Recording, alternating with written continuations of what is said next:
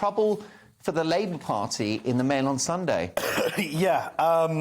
So it's funny. So this is like a very misleading headline.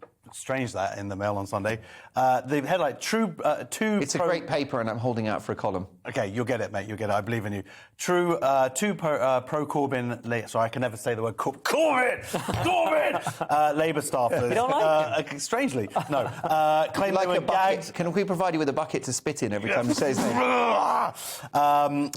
They claim they were forced to quit under Keir Starmer after submitting sexual harassment claims against a senior party official. Now, this all happened before Keir Starmer became... You know, I'm not going to do a big loving about Keir Starmer. This all happened under Jeremy Corbyn, under Jenny Formby, who was General Secretary.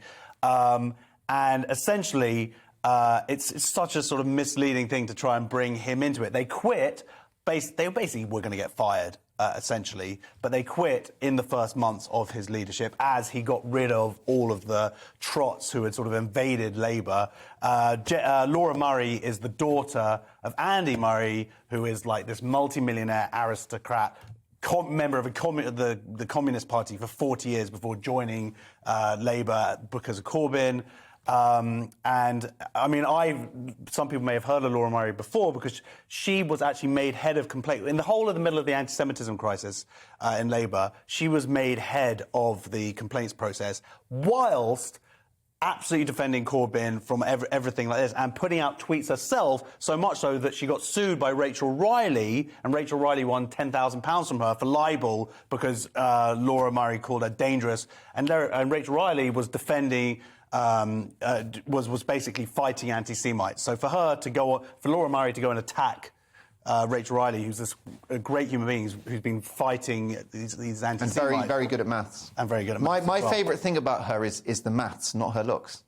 That's such a virtue signal. You know, Mark, it's only been the last 5 years of my life fighting this stuff, but if you want to go in... No, but when I watch Countdown, everyone's so focused on the dresses and I'm like, how does she do that? I'm trying to destroy... Arithmetic. No, listen, I mean, this is a time when the Labour Party were reluctant to follow an internationally accepted definition of what anti-Semitism was. And they broke the law. They broke the Equality and Human Rights Act. You know, so they broke the Equality law. She was part of that part of Labour at the time. And Rachel Riley, who's good at maths, took absolute pelters for being so principled. God, the abuse that she got was absolutely insane. She's a proper hero. Yeah. So what they're saying, just before Corbyn left power, the Labour Party, they commissioned their own internal report, basically, which was this kind of whitewash report that supposedly Laura Murray and this other, and Georgie Robertson were involved in compiling. They leaked it, like they said, basically they were like, we're going to put it out, and the lawyers looked at it and went, no, you can't do that because we're going to get sued, and this stuff is basically all just lies. Yeah. And so they leaked it. There's people are saying maybe these two were part of the people who leaked it.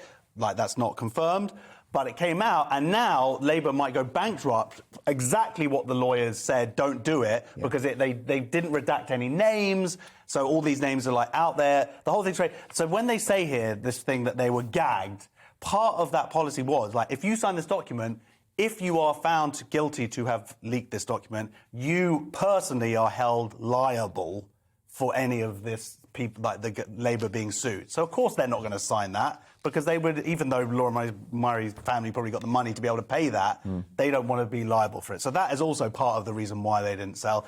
That's not to say if something happened to them, but I mean, what the complaint was that someone was overbearing and possessive and pressured them for drinks and made inappropriate comments. Of course, that stuff needs to be looked to. But I've got to say, people like the Socialist Workers' Party and stuff have been terrible in the past when it comes to their treatment of women and covering up rape and whatever. The far left are disgusting, and their attitude towards women even more so. There was a perception that Corbyn's Labour Party, if not Corbyn himself, but those around him, was toxic at best.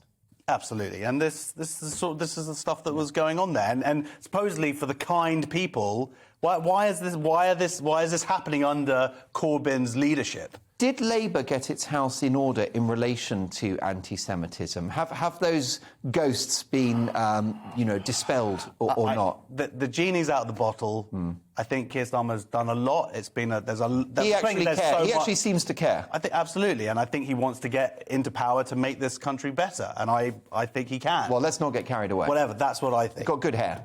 He's got good hair. I'll follow anyone with He's not good at maths like Rachel Riley. No, but then... That's my takeaway with Rachel Riley. That's all you care. It's the arithmetic. He's obsessed about this maths thing. I bet she can do takeaway. But what he'll do is he'll increase the budget for the school system to make people good at maths, so Rachel Riley won't have to be solely doing... How about Rachel Riley for Chancellor? She'd be more Instagram-friendly than Rishi Sunak, wouldn't she?